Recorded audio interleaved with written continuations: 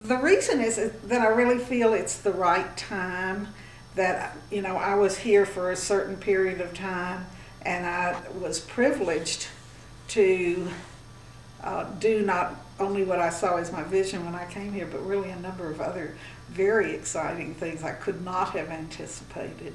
And then I think now is the time for the next person's vision and moving it the next space forward. I'm going to be moving to Washington, D.C., where we have a house and 4 children and one of our grandchildren, a 2-year-old. And I will be, there are several things in the works for what I will be doing professionally. There will probably be a book. You know, right. I really need to finish here and sort of give it a little time. Sure. But I would not be surprised if there's a book. Absolutely. There's several things that are still young enough that I think it's really important to focus on them for the rest of the time that I'm here for this year, really. One of them, of course, is the Southampton campus, and we just got our new dean for the Southampton campus, and people are very, very excited about that. She will come in March 9th, and I'll be working with her as she starts in. And another is the Research and Development Park, where we've got the one building already for information technologies, wireless technologies, CWIT.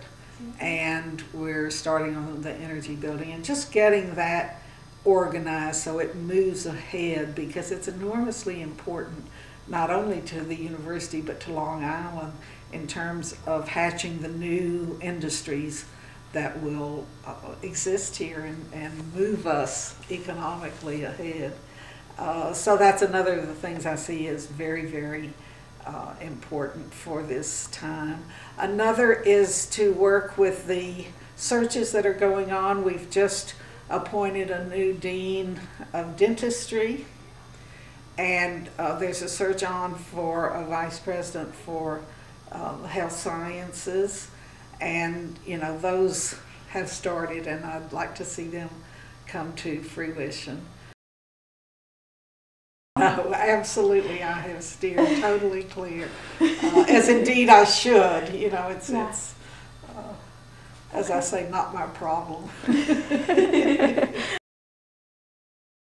have really focused my attention for the whole year, not just for the final semester, because that, of course, we had not expected. I did not expect when I signed on for another year. But it's very important that it be done well and be done in a way that protects the academic programs. And so I've spent a lot of time working on it.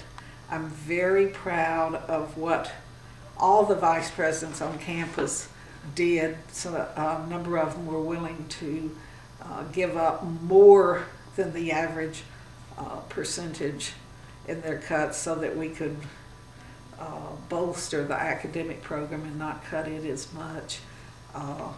But it has taken a lot of time, and it's really important to get it right. You know, we were in a financial crisis when I came. Go figure. And the first thing that I discovered after getting here and during the first year was that we had a debt and a growing deficit. And at that time I said, you know, I'm going to get this fixed within 3 years, and because I'm not going to spend my whole life cleaning up somebody else's deficit. And in fact, we managed to get it under control in 2 years, and then we were able to grow. We never, in the time I've been here, there's never been a lot of money. We've had maybe 1 or 2 years that were better than other years. But then for this, you know, the bookends to be that budget crisis and this budget crisis is hard. And I guess the fact that I've been there before, I know if you handle things do it in a smart way, you can get through with as little damage as possible to the institution, and that's the goal. And it's not uninteresting intellectually to have to deal with the problem, but it is very, very sad for the university. This is a great university. The state has never funded it in the way it should, in the way other states like California or Michigan or Texas support their research campuses.